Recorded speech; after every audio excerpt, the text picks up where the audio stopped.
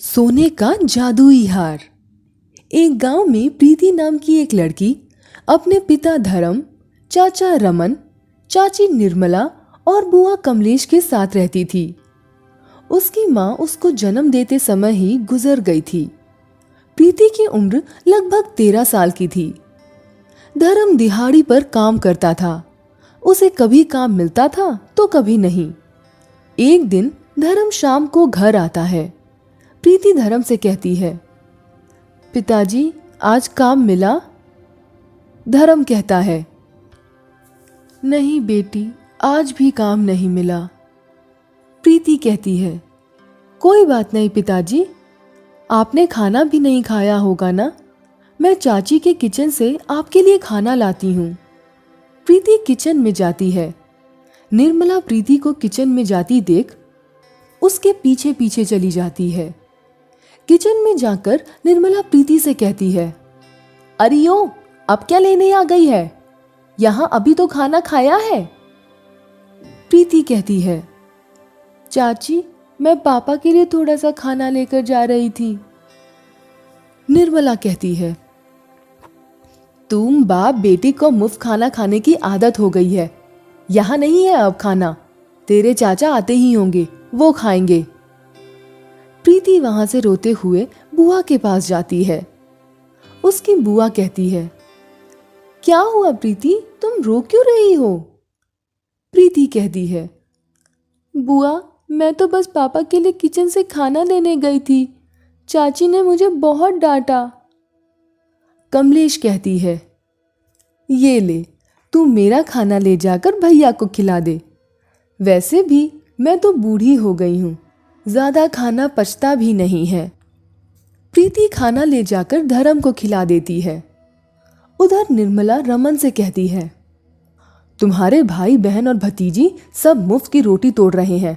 अगर तुम्हारी बहन मर जाए तो मैं इन दोनों बाप बेटियों को घर से निकाल दूं। रमन कहता है, लेकिन बहन मरेंगी कहाँ अभी? निर्मला कहती है, वो तो कब की मर जाती, आपने ही उसकी उम्र लंबी की है। इसको खाना खिलाने और दवा देना बंद कर दो, कुछ दिनों बाद ही मर जाएगी। अगले दिन से निर्मला कमलेश को दवा देना बंद कर देती है और अब खाना भी एक ही समय देती है। कुछ दिनों बाद कमलेश मर जाती है। बेचारी प्रीति बहुत अकेली पड़ जाती है। कुछ दिनों बाद निर्मला प्रीति और धर्म को भी घर से बाहर निकाल देती है।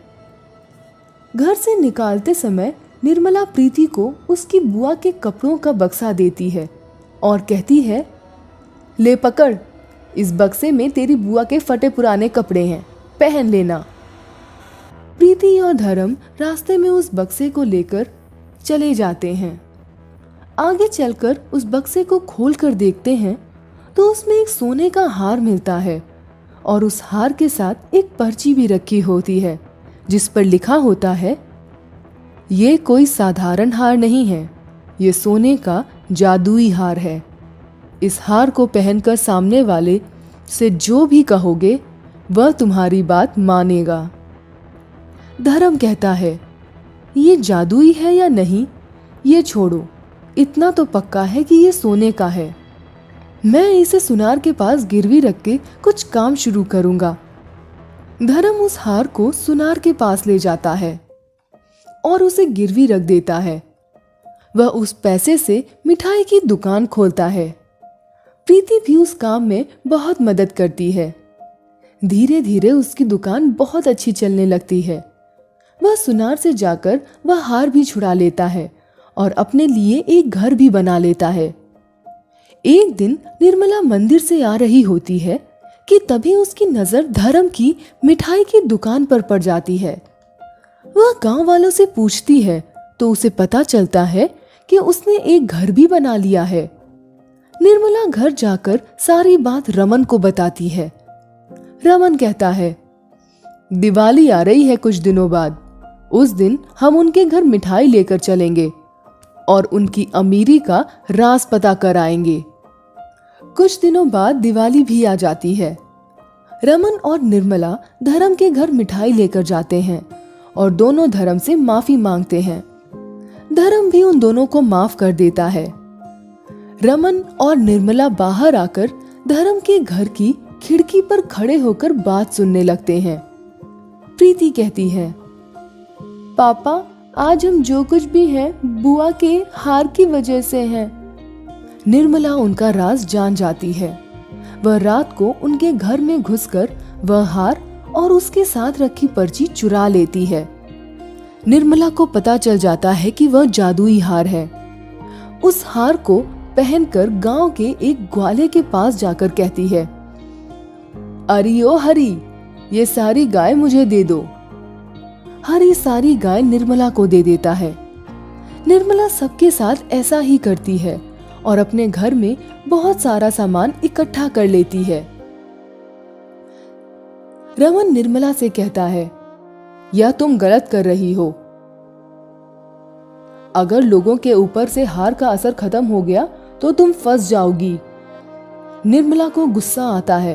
वह रमन से कहती है, तुम अच्छी बातें तो कर नहीं सकते तो बुरी तो मत बोला करो कम से कम। तुम जैसे इंसान को तो डूब मरना चाहिए, किसी काम के नहीं हो। निर्मला भूल जाती है कि वह हार पहन रखी है। रमन गांव के कुएं में जाकर कूद जाता है और मर जाता है। निर्मला को जब यह बात पता चलती है तब वह बहुत पछताती है और वह भी उस कुएं में कूदकर मर जाती है।